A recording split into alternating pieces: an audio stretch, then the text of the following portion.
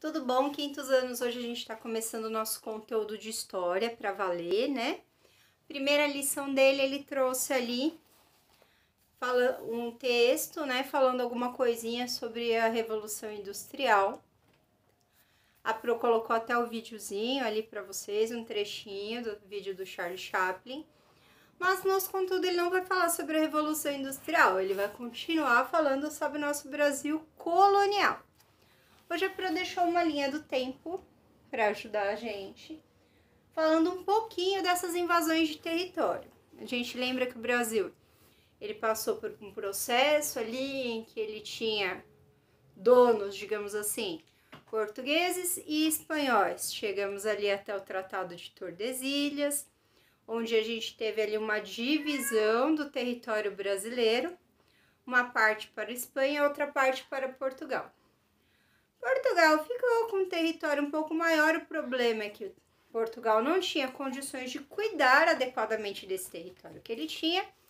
E aí o que o rei de Portugal resolveu fazer, que nós vimos na última aula? Na última não, né? Nas últimas. Dividiu o Brasil em lotes de terra e deu para os donatários, que eram aquelas pessoas que recebiam os lotes de terra e elas tinham a obrigação de fazer uma coisa: cuidar desse território e desenvolver. Com que dinheiro? O próprio, porque o rei de Portugal não tinha mais grana para mandar, para investir aqui. Não é nem que ele realmente não tivesse, ele não achava que era viável, que valia a pena ele ficar gastando tanto dinheiro para desenvolver um território onde ele só iria retirar as riquezas naturais daqui.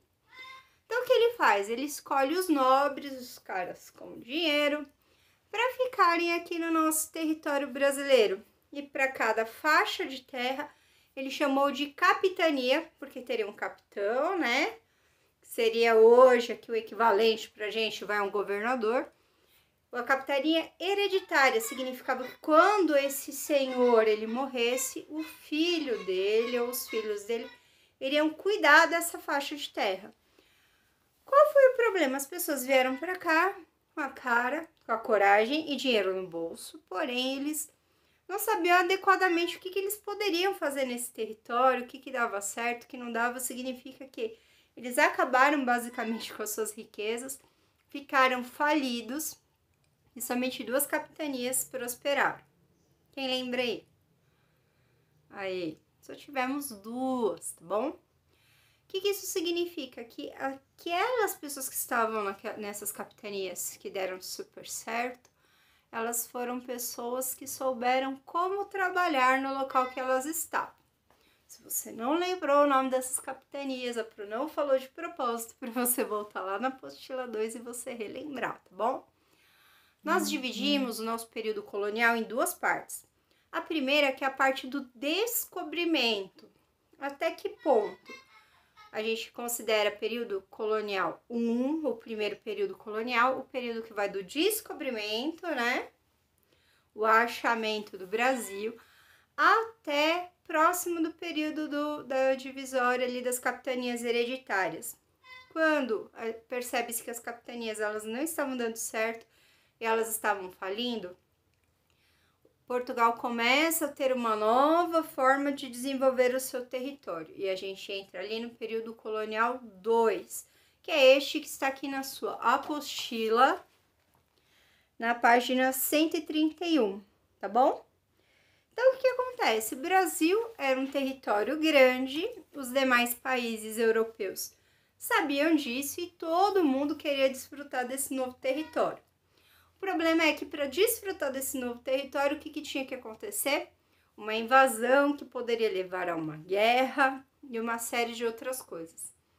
Só que o que acontece? Os portugueses não estavam dando conta de cuidar da costa brasileira. Lembra que a costa é toda aquela faixa de praia que a gente tem, que é muito grande. Então, os portugueses não davam muita conta de cuidar de todo aquele território. O que eles começam a fazer?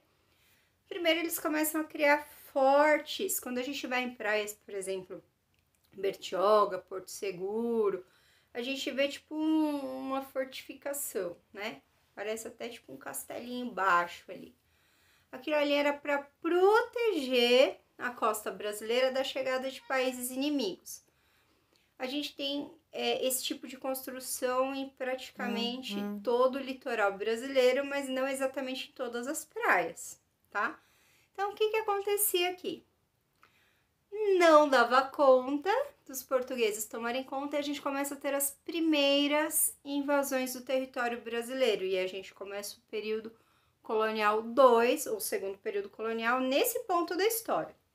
Tá, para eu deixar aqui uma linha do tempo, que começou aqui em 1555. O que aconteceu ali? Os franceses, eles também estavam entrando junto com ingleses, holandeses e alguns outros países nesse processo de grandes navegações.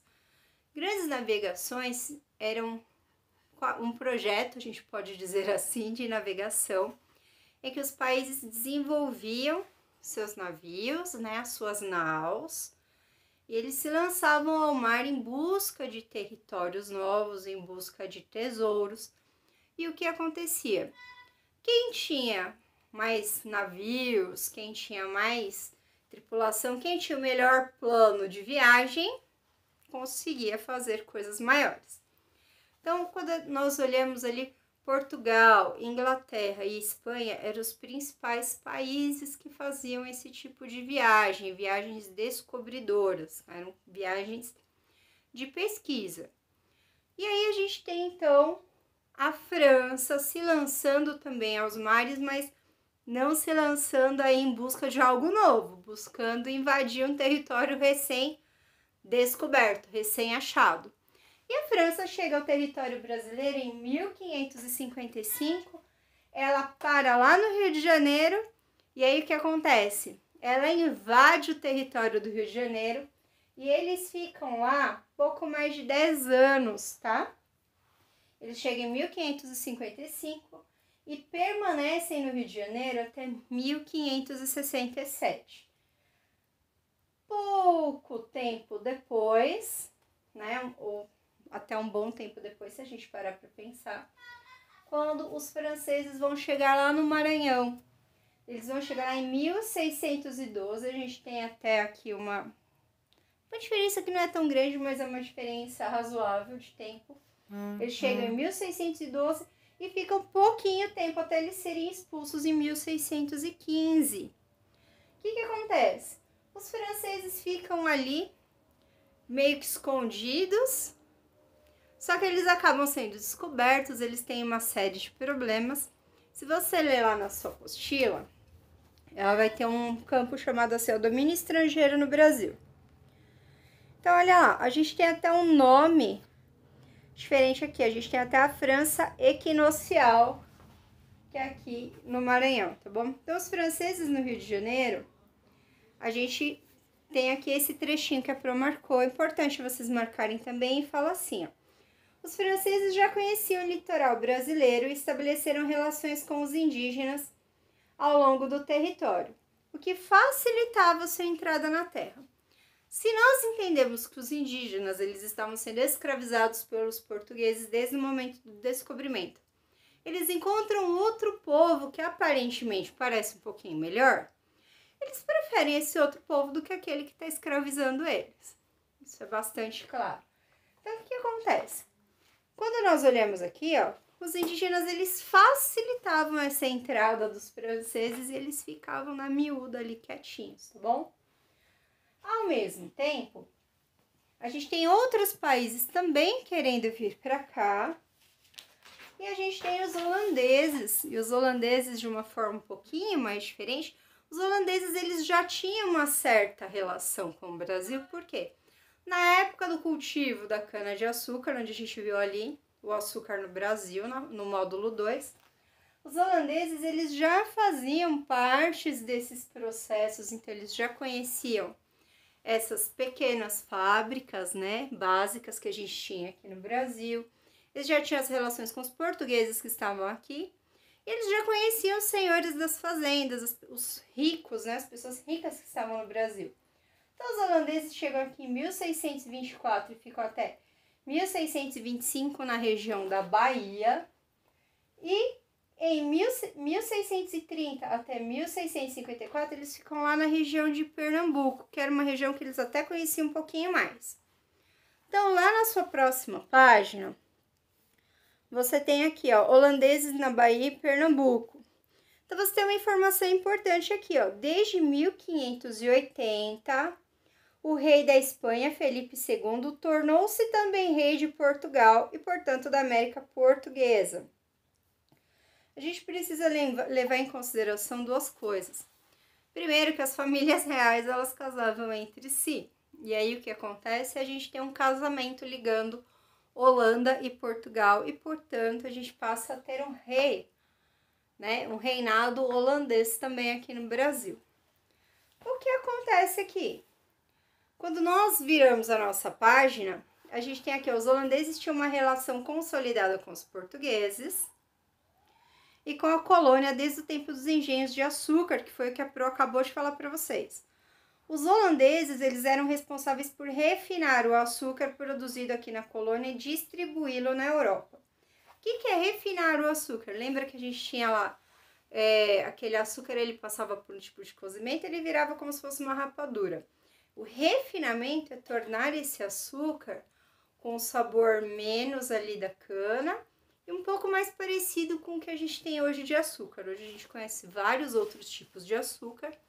E aqui eles faziam esse processo que a gente não tinha como fazer aqui no Brasil. Então, eles já conheciam como é que funcionavam as coisas por aqui, o que facilitou bastante os trabalhos deles.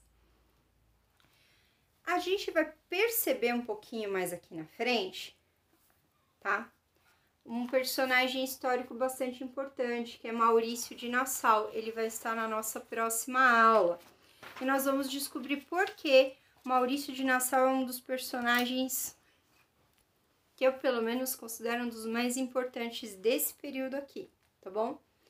A gente vai descobrir qual a importância dele, de onde ele veio, o que ele estava fazendo. É lógico que dá para vocês olharem ali, dá para vocês lerem, mas a gente vai conhecer um pouquinho mais da história dessa pessoa que fez a diferença no nosso território, tá bom?